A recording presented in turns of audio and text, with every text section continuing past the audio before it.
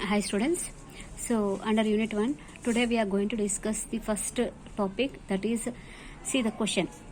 Okay. So for one topic is nothing but one question, Sima.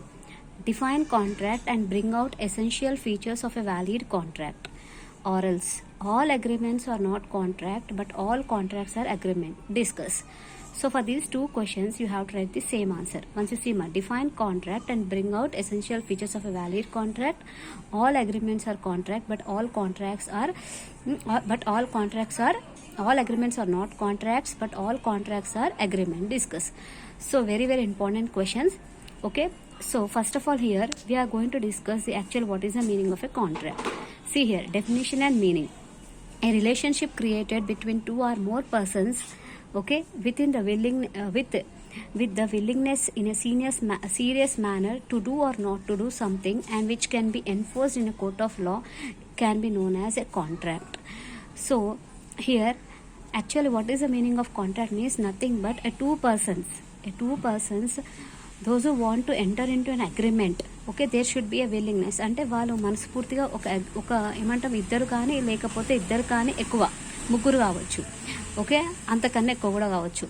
Okay, nothing but relationship అంటే ఒక relationship ఏదైతే two or more persons, okay, they are willing in to a contract or is willing in to agreement, okay, in a serious manner, serious not a joke, serious manner to do or not to do something, అంటే ఏదైనా పని చేయడానికి కానీ లేకపోతే చేయకపోవడానికి కానీ, which can be enforced in a court of law is known as a contract. అంటే ఇద్దరు కానీ, అంటే more than two persons, two or more than two persons, those who want to do something or not doing something, okay, so which is enforceable by law, nothing or else court of law, then it is known as a contract. So here we have a definition. You see as per section 2H of the Indian Contract Act 1872, an agreement enforceable by law is a contract. Nothing but any agreement which is enforceable by law, it is called as a contract. The meaning of a contract can be understood by knowing the meaning of an agreement and its enforceability at law. An agreement comes into existence when one person make a proposal to do or not to do something to another, and that other person accepts it for a consideration. So here what is happening means, what is the meaning of agreement means, an agreement is nothing but an offer plus acceptance. Here proposal is nothing but, proposal అంటే ఏంటంటే ఇక్కడ proposal అంటే offer అమ్మ, అంటే ఒక particular వ్యక్తి ఒక offer ఇచ్చి ఆ ఆఫర్ని ఇంకొక వ్యక్తి యాక్సెప్ట్ చేసి అది కూడా అందులో ఏముండాలి, ఒక కన్సిడరేషన్ అనేది ఉండాలి. కన్సిడరేషన్ అంటే ఏంటి, సంథింగ్ ఇన్ రిటర్న్, అంటే ఒకరు ఒక వస్తువు ఇచ్చినప్పుడు ఆ వస్తువుకు రిటర్న్ ఇంకేదైనా ఇచ్చి ఉండాలి, ఓకేనా, దాన్నే మనం ఇక్కడ ఏమంటామంటే అగ్రిమెంట్ అని అంటాం. Okay, nothing but if one person making is an offer or a proposal, the other person has to accept it for a consideration. Okay, it becomes enforceable at law if the parties are competent to contract. So when it can be enforceable, అది ఎప్పుడు లా నుంచి enforceable అవుతుంది అంటే ఆ ఒక్క కాంట్రాక్ట్కి ఆ parties అనేది correct ఉంటాయి. టూ పార్టీస్ అంటే ఇద్దరు ఎవరైతే అగ్రిమెంట్ చేసుకుంటున్నారో వాళ్ళిద్దరూ ఎప్పుడైతే కాంపిటెంట్ అంటే కరెక్ట్ వ్యక్తులు అయితే ఉంటారో అగ్రిమెంట్ ఆ కాంట్రాక్ట్, అది మాత్రమే enforceable. Okay, there should be a free consent అంటే ఏంటి, బలవంతంగా ఏ ఒక్క అగ్రిమెంట్ కూడా రాయించకూడదు, చేయదు. సో ఫ్రీ అంటే ఇద్దరు, అంటే అవతల ఆఫర్ ఇస్తున్న వ్యక్తి కూడా ఎలా ఉండాలి, ఫ్రీగా ఉండాలి, తీసుకునే వ్యక్తి కూడా ఫ్రీ కన్సెంట్గా ఉండాలి. Okay, between the parties and the consideration and the object are lawful, అంటే వాళ్ళు ఏదైతే అగ్రిమెంట్ చేసుకున్నారో దాన్ని ఆబ్జెక్ట్ అంటాం అనమాట. ఆ ఆబ్జెక్ట్ ప్లస్ ఆ ఒక కాంట్రాక్ట్లో ఒక కన్సిడరేషన్ ఉండాలి, అండ్ ఆ ఆబ్జెక్ట్ అంటే వాళ్ళు ఏదైతే అగ్రిమెంట్ చేసుకుంటున్నారో అగ్రిమెంట్ ఎలా ఉండాలి, లాఫుల్ అయి ఉండాలి. Therefore the following features. So here the following features should be understand properly to understand the meaning of contract. So ఒక కాంట్రాక్ట్ చేసుకోవాలి అంటే వినండి, ఒక కాంట్రాక్ట్ చేసుకోవాలి అంటే ఎసెన్షియల్స్ ఉంటాయి అనమాట. ఆ అన్ని ఎసెన్షియల్స్ యాక్సెప్టబుల్ అయితేనే ఆ ఒక కాంట్రాక్ట్ వ్యాలిడ్ కాంట్రాక్ట్ అని అంటాం మనం. అర్థమవుతుందా? ఓకే, ఇక్కడ మనకి 9 ఎసెన్షియల్స్ ఉన్నాయి. ఆ 9 ఎసెన్షియల్స్ ఓకే అయితేనే ఆ కాంట్రాక్ట్ని ఏమంటాం మనం, వ్యాలిడ్ కాంట్రాక్ట్ అని అంటాం అనమాట. ఓకే, క్లియరా? అగ్రిమెంట్ ఏమైనా చేసుకోవచ్చు, కానీ అగ్రిమెంట్ ఎప్పుడైతే ఎన్ఫోర్సబుల్ బై లా అవుతుందో అదే దాన్ని ఏమంటాం మనం, కాంట్రాక్ట్ అని అంటాం. సో ఇక్కడ మనం చూసేది ఏంటంటే essentials of a valid contract. చూడండి ఒకసారి. First one, proposal or offer is same thing. Okay, once you see here, proposal is the first step in the formation of a contract. When one person tells other that he wants to do something and accepts the consent of the other party, Okay, to such act it is called as a proposal. According to section 2A of an Indian Contract Act, when one person signifies, this definition you have to write in the exam, when one person signifies to other his willingness to do or abstain from doing anything with a view to obtaining the assent of that other to such an act or abstinence, he is said to be make a proposal. So ఒక్కసారి ఇక్కడ నేను ఈ definition మళ్ళీ జాగ్రత్త చెప్తా చూడండి అమ్మ. When one person signifies to another his willingness to do are to abstain from doing anything with a view to obtaining the assent of that other to such an act or obstinate, he is said to make a proposal. The proposal is also called as an offer. The person who makes a proposal is called as a promiser. Okay, as per section 2 subsection C, okay, he is also known as a proposer or offerer. The most important aspect of a valid proposal is that it should be a voluntary, it should not be an answer to a question or a reply to an inquiry, and it should not be communicated to the other party. Okay, so Seema, actually what is the meaning of a proposal? So here I am going to okay, example vista chudandama. So here see, if A is there and B is there, okay, so A is giving an offer. A is giving an offer to whom? To B. A ఏం చేస్తున్నాడమ్మా, Bకి ఒక offer ఇస్తున్నాడు. So ఏ ఏం చేస్తున్నాడు, ఇక Bకి ఒక offer ఇస్తున్నాడు. ఏమని offer ఇస్తున్నాడు అని అంటే, లెటర్స్ థింక్ అతని దగ్గర ఒక కార్ ఉంది అనుకుందాం, కారే తీసుకుందాం ఎగ్జాంపుల్, ఓకేనా. అతని దగ్గర ఒక కార్ ఉంది, ఆ కార్ని నేను Bకి అమ్ముతా అని అంటున్నాడు at a cost of letters think 1 lakh. Addressing 1 lakh. So now A is giving an offer to whom? To B. So here ఇక్కడ మీకు ఒక సెంటెన్స్ మీకు ఇక్కడ చూడండి, ఇక్కడ ఇది అర్థం కాదు, డెఫినేషన్ జాగ్రత్త వినండి. When one person signifies to another he's willingness, actually A willingness ఏంది ఇక్కడ, కార్ అమ్ముతా అని చెప్తున్నాడు. టు డూ, నేను కార్ అమ్ముతాను నీకు అని ఒక ఆఫర్ ఇస్తున్నాడు. ఓకే, అది అక్కడ వరకు గుర్తుపెట్టుకోండి. So now what is a willingness here, that he want to cell his car to whom? To be. Okay, for how much? For 1 lakh. So this 1 lakh is nothing but a consideration. This 1 lakh is called as a consideration, and A is giving an offer, so that's why he is called as a promiser. Okay, B, if suppose B is accepting A's proposal, if B is accepting A's proposal that he want to purchase the A's car for how much? For 1 lakh rupee. For how much? For 1 lakh rupee. Then what happens? It will become a valid contract. It will become a valid contract. అంటే ఏ ఇక్కడ ఏం చేయొచ్చు అంటే, ఒక పని చేయడానికైనా ఒక offer ఇవ్వచ్చు, ఒక పని ఆపడానికైనా ఆఫర్ ఇవ్వచ్చు. అర్థమవుతుందా? To do are abstain from doing అంటే పని చేయడానికైనా పని ఆపడానికైనా. పని ఆపడానికంటే అర్థం ఏంది, దానికి కూడా ఒక ఎగ్జాంపుల్ ఇస్తే వినండి. So A is there, B is there, and C is also there. Let us think. So A he is making an agreement with whom? With B.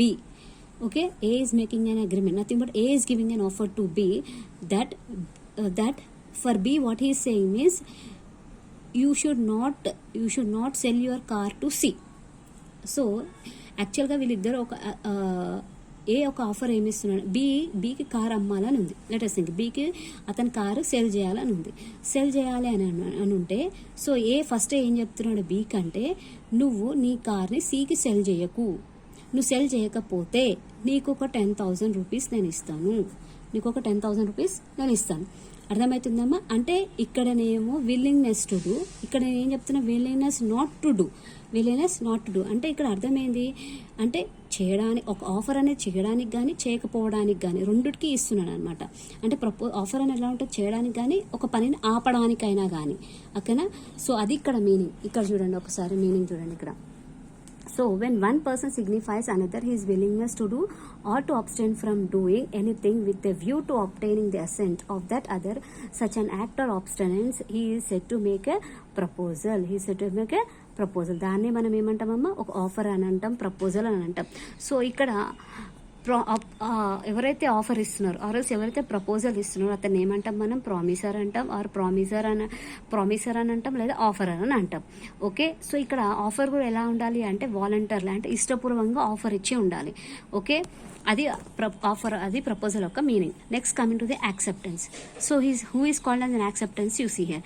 According to section 2B, when one person to whom a proposal is made signifies his assent thereto, the proposal is said to be accepted. A proposal when accepted becomes a promise. Nothing but if a particular person, ఇప్పుడు నాకు example చెప్పినా కదమ్మా, ఏ offer ఎవరికి ఇస్తున్నాడు, బీకి ఇస్తున్నాడు.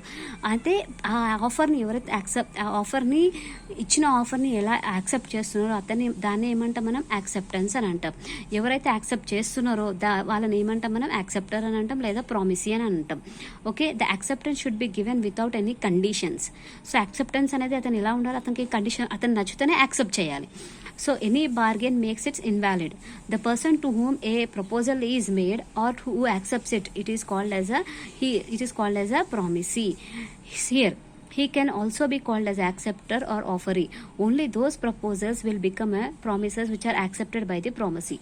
The most important aspect of valid acceptance is that it should be given by a promisee only, but not by anybody else. So an acceptance given by third party will not create a promisee. So same ఇక్కడ చెప్తున్నా వినండి అమ్మ, same ఇదే example, ఇక్కడ ఇచ్చిన ఎగ్జాంపులే. ఏ ఒక offer ఇస్తున్నాడు, దాన్ని బి యాజ్ ఇట్ ఈస్గా యాక్సెప్ట్ చేస్తే, అవునా, దాన్ని ఏమంటాం మనం, యాక్సెప్టెన్స్ చేసినట్టు అతను యాక్సెప్టర్ అన్నట్టు, లేదా ప్రామిసీ అన్నట్టు. ఓకేనా. సో ఇక్కడ ఏ ఇచ్చింది ఆఫర్ ఎవరికి, బీకి. సో బీనే యాక్సెప్ట్ చేయాలి, ఇంకా థర్డ్ పార్టీ ఎవరు దాన్ని యాక్సెప్ట్ చేయడానికి వీల్లేదు. ఓకేనా, క్లియర్ అమ్మ. ఇక్కడ అది కూడా ఏముండాలి, కన్సిడరేషన్, మధ్యలో ఎలా ఉండాలి, కన్సిడరేషన్ కూడా ఉండాలి. క్లియర్ అనుకుంటే offer and acceptance. And next third one is we're going to discuss about consideration. So consideration అంటే ఏంటంటే nothing but something in return. Already చెప్పినా కదమ్మా, ఇక్కడ ఏ ఒక ఆఫర్ బీకి ఇస్తున్నాడు అని అంటే, ఇక్కడ వాళ్ళిద్దరి మధ్యలో ఏ కార్ ఏమో బీకి ఇస్తున్నాడు, బి ఏం చేయాలి, ఆ కార్కి అమౌంట్ పే చేయాలి. సో దాన్ని మనం ఏమంటామంటే సంథింగ్ ఇన్ రిటర్న్. ఓకేనా, దాన్ని మనం కన్సిడరేషన్ అంటాం. కంపల్సరీ ఒక కాంట్రాక్ట్ కానీ ఒక అగ్రిమెంట్ కానీ వ్యాలిడ్ కావాలి అంటే దానికి ఏమై ఉండాలి, కన్సిడరేషన్ ఉండాలి. సో ఈ కన్సిడరేషన్ గురించి మనకు ఒక సపరేట్ చాప్టరే ఉంది, సపరేట్ ఉంది. సో అక్కడ ఫుల్ డీప్గా ఎక్స్ప్లెయిన్ చేస్తాను నేను. Okay, next coming to the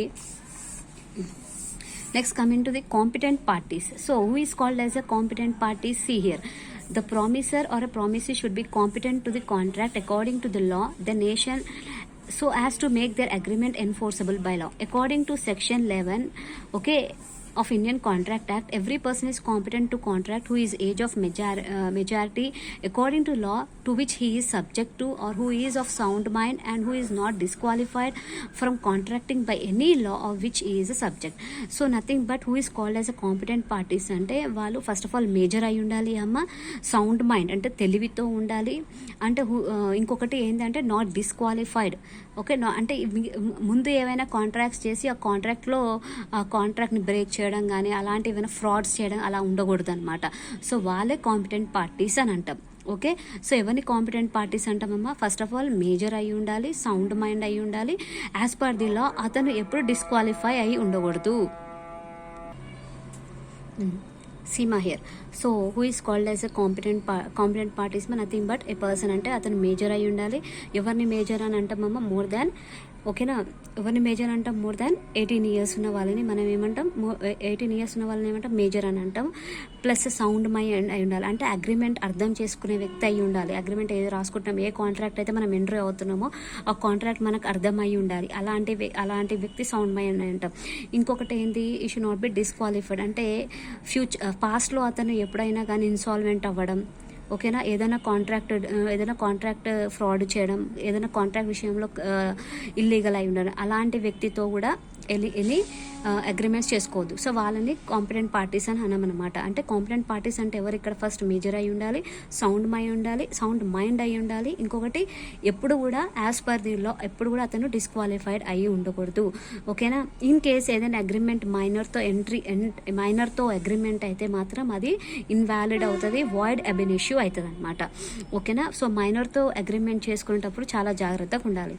okay, next coming to the free consent అంటే ఏంటంటే ఏ ఒక కాంట్రాక్ట్ నథింగ్ బట్ మనం ఏ ఒక కాంట్రాక్ట్ తీసుకున్నా కూడా ఎదుటి వ్యక్తి బలవంతంగా చేసి చెప్పియొద్దు.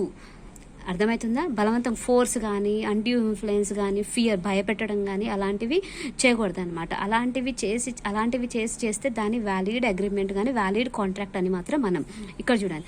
The consent of the parties to an agreement should be obtain with their free will and pleasure without using any force or fear threat.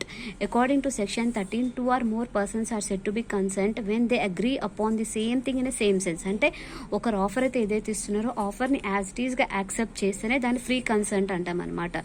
Okay, it is also known as identity of minds or consensus ad idem. ఇలాంటి words రాస్తే మీకు marks మంచి పడుతుంది.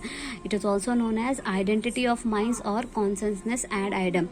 Okay, అంటే దాని meaning ఏంది? Without any force the offer which is given. అంటే ఏదైతే ఆఫర్ ఇస్తున్నాడో ఆఫర్ని యాజ్ ఇట్ ఈస్గా యాక్సెప్ట్ చేస్తేనే, ఓకేనా, యాజ్ ఇట్ ఈస్ యాక్సెప్ట్ చేస్తే అది ఏమైతే వ్యాలిడ్ కాంట్రాక్ట్ అవుతుంది. Next, according to section 14, the consent in an agreement is said to be free when it is not caused by coercion, undue influence, fraud, misrepresentation, mistake. So when we will call it is free consent means any agreement it should be free from coercion, undue influence, fraud, misrepresentation and or mistake. So ఈ అన్నిటి నుంచి ఏదైతే ఒక agreement free ఉంటుందో అప్పుడే దాన్ని valid agreement or valid contract అంటాం అనమాట. అంటే ఫోర్స్గా ఏ ఒక్క అగ్రిమెంట్ కూడా చేయొద్దు. Okay, agreement made with the help of any of these errors in consent cannot be enforced in court of law if suppose these all things by coercion or else by undue influence or else by fraud or misrepresentation. If any agreement is made, that agreement is not enforceable by law. Okay, any agreement made without the consent or with a mistake, improper understanding in consent of the parties become void.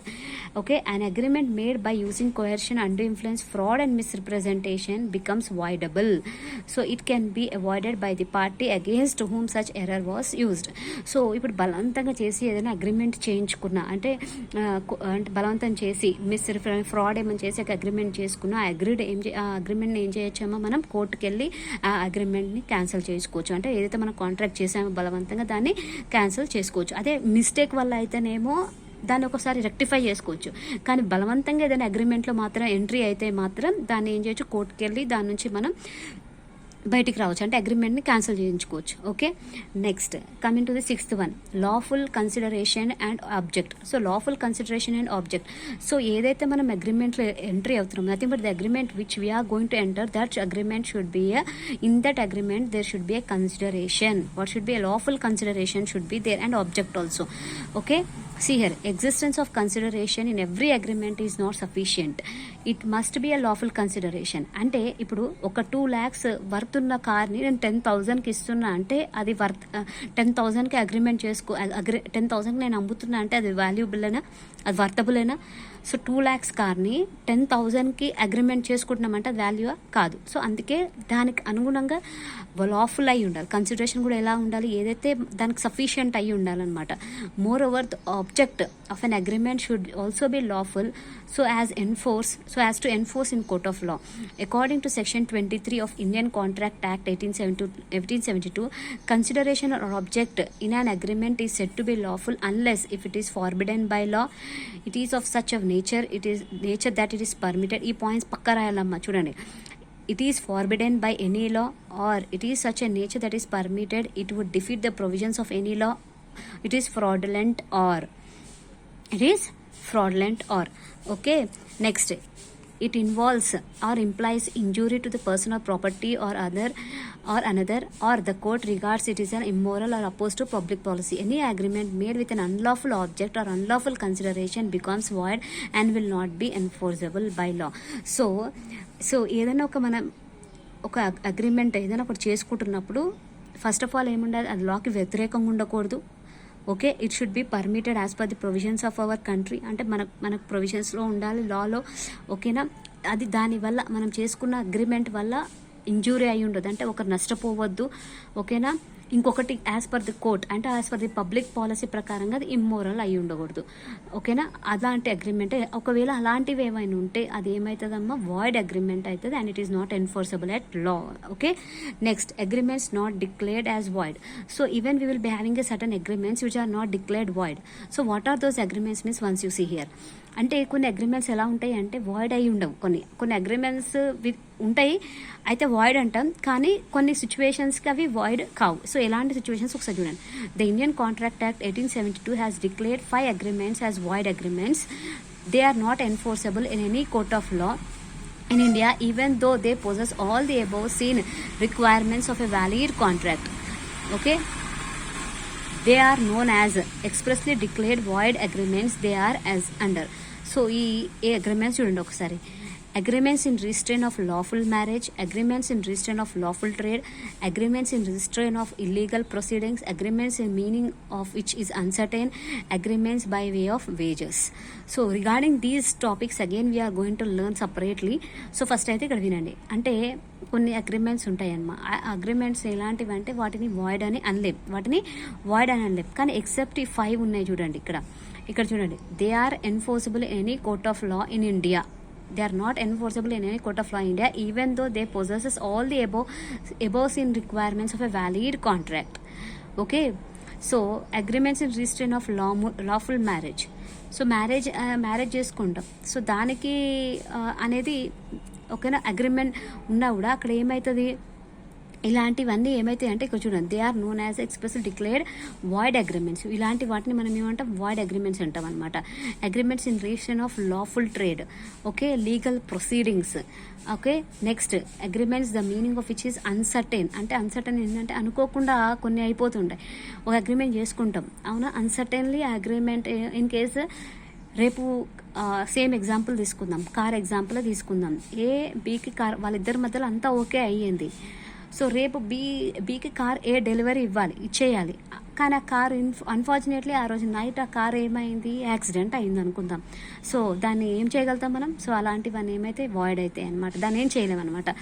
Agreements by way of wages అంటే betting అలాంటివి ఉంటాయి కదా agreements, అవన్నీ వాటిని ఏమంటాం మనం, void agreements కిందకి వస్తాయి. Okay, these agreements can be considered as exceptional to general agreements enforceable at law. Therefore such agreements should not be made. Okay, next legal formalities. So legal formalities, what are legal formalities required for making an agreement? See here, agreements can be made either by words or spoken or by words written. Such agreements are called as expressed agreements. Okay, the agreements made by an actions of the parties without using the words spoken or words written are called implied agreements. So they are also valid. However, written agreements are better than the oral and implied agreements. Even those written agreements should be properly drafted or proper papers and language. Okay, in proper language. So ఇక్కడ వినండి అన్నమాట. Agreements ఎలా చేసుకుంటామంటే either oral కావచ్చు, అంటే మాట్లాడుకొని చేసుకోవడం అలాంటివి ఉంటాయి. సో ఏదైతే మనం వర్డ్స్ స్పోకెన్ అంటే మాట్లాడి చేసుకోవాలి, లేదా రిటర్న్లో చేసుకుంటే దాన్ని ఏమంటాం మనం, ఎక్స్ప్రెస్డ్ అగ్రిమెంట్స్ అంటాం. ఏదైతే మనం త్రూ యాక్షన్స్ చేస్తామో, ఓకే, ఏదైతే త్రూ మనం యాక్షన్స్ చేస్తాం, ఓకేనా. ఇక్కడ చూడండి, the agreements made by an action of the parties without using words spoken or words written, they are called as an implied agreements. Implied agreements అంటే ఏంటి, మన యాక్షన్స్తోనే మనకు అర్థమైపోతుంది అది ఇంప్లాయిడ్ అగ్రిమెంట్ అంటే మనం ఏం చెప్పాం అనమాట, స్పోకెన్ గానే ఏం కాదు, మన త్రూ యాక్షన్స్ అది మనకు అలాంటి అగ్రిమెంట్స్ మనం ఏమంటాం, ఇంప్లాయిడ్ అగ్రిమెంట్స్ అని అంటాం అనమాట. అంటే ఇక్కడ నేను మీకు ఒక ఎగ్జాంపుల్ ఇస్తాను. మనం బస్ ఎక్కుతాం, మనం ఇప్పుడు బస్ స్టాప్లో నిలబడి బస్ ఎక్కుతాం. సో ముందే మనం ఏమైనా అగ్రిమెంట్ చేసుకుంటామా, నేను బస్ ఎక్కుతా, బస్లోకి వెళ్తా అని లేదు.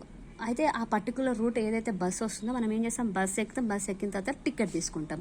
సో అలాంటివి ఏమంటామంటే మనం ఇంప్లాయిడ్ అని అంటాం. అలాంటివి ఏమంటాం మనం, ఇంప్లాయిడ్ అంటాం. ఇప్పుడు సూపర్ మార్కెట్కి వెళ్తాం, సూపర్ మార్కెట్కి వెళ్తాం మనం, బట్ ముందే మనకి రండి మీకు ఆఫర్ ఇస్తున్నాను చెప్పాడు. సూపర్ మార్కెట్కి వెళ్ళిన తర్వాత మనకు అవసరం ఉన్న ఒక ప్రోడక్ట్ని తీసుకుంటాం, అవునా, అక్కడ తీసుకుంటాం, మనకి అమౌంట్ పే చేసేస్తాం.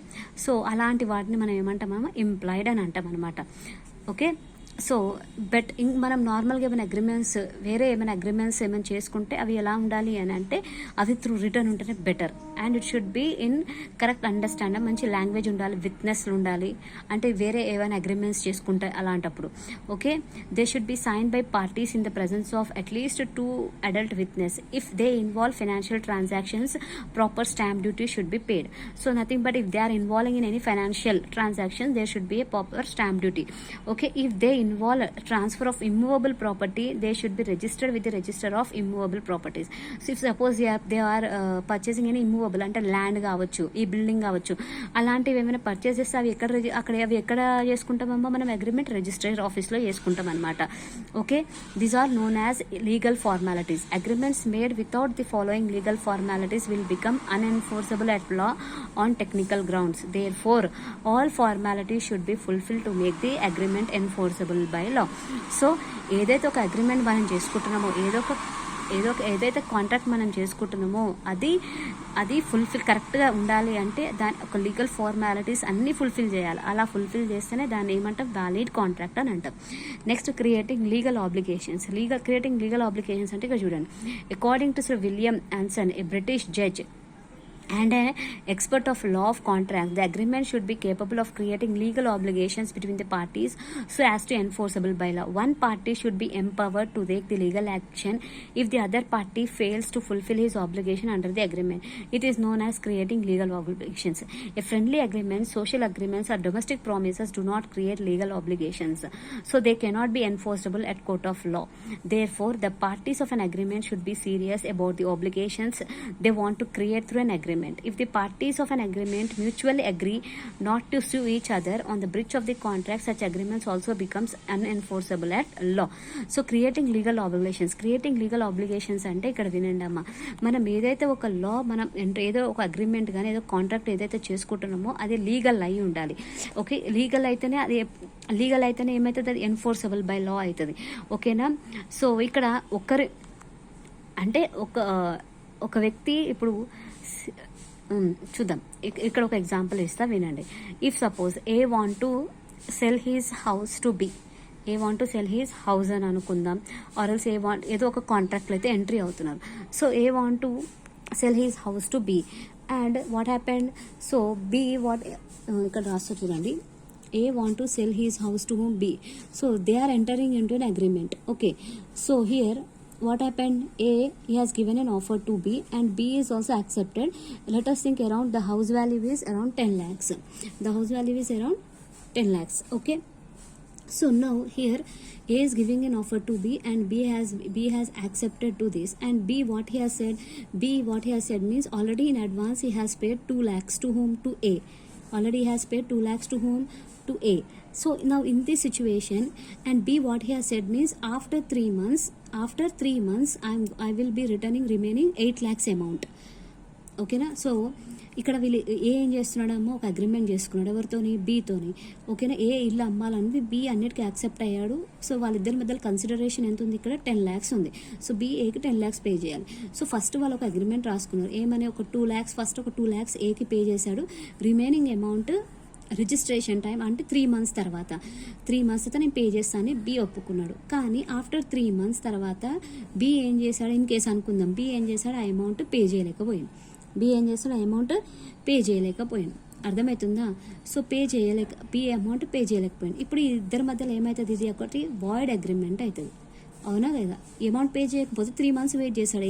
సో అమౌంట్ పే చేయకపోతే వాయిడ్ అగ్రిమెంట్ అయింది. ఈ 2 lakhs ఏ బీకి రిటర్న్ ఇస్తాడా, ఇవ్వడు. 2 lakhs ఏ బీకి కూడా రిటర్న్ ఇవ్వడు. అర్థమవుతుందా. So as per the agreement వాళ్ళు ఏం రాసుకున్నారు అంటే present advance 2 lakhs, after 3 months తర్వాత రిమైనింగ్ అమౌంట్ పే చేసేస్తాను రాసుకున్నారు. కానీ 3 months అయిపోయినాక బిఏకి ఆ అమౌంట్ పే చేయలేకపోయింది. అయితే ఇలాంటి కండిషన్స్లో అయ్యో ఏ వెయిట్ చేయొచ్చు కదా ఇంకొక 1 month అంటే ఇలాంటివి ఎన్ఫోర్సబుల్ కావు. మీకు లాస్ట్ పాయింట్ అదే ఉంది అక్కడ. అంటే ఇద్దరి మధ్యలో నేను టైం అంటే ఒకవేళ వాళ్ళ అది పర్సనల్గా ఏదైనా కావచ్చు, కానీ general as per the law ఇంకొక 1 month అగ్రిమెంట్ రాసుకుంది 3 monthsలో ఇస్తా అని చెప్పి, కానీ 3 months కాదు నేను 4th monthలో ఇస్తా తర్వాత అని ఏ ఒప్పుకున్నా కూడా యాజ్ పర్ ది లా అది ఏమవుతుంది, అది యాక్సెప్టబుల్. అలాంటివి ఎన్ఫోర్సబుల్ కావు. ఇంకొకటి friendly agreements, social obligations, domestic promises, అవి కూడా ఎలాంటి లీగల్ ఆబ్లిగేషన్స్ క్రియేట్ చేయవు. సో ఇక్కడ సోషల్ ఆబ్లిగేషన్స్, డొమెస్టిక్ ఆబ్లిగేషన్స్ అంటే ఎలాంటివి అంటే ఇక్కడ చెప్తాను చూడండి. ఏ ఏం చేశాడు, ఏ అని అనుకుందాం, ఏ ఏం చేశాడు, బి అతని ఫ్రెండ్, ఏ బి ఇద్దరు ఫ్రెండ్స్. సో ఏం చేశాడంటే బిని ఇన్వైట్ చేశాడు. ఏం చేశాడు, బిని డిన్నర్కి ఇన్వైట్ చేశాడు. దేనికి ఇన్వైట్ చేశాడమ్మా, dinner. He has invited for dinner.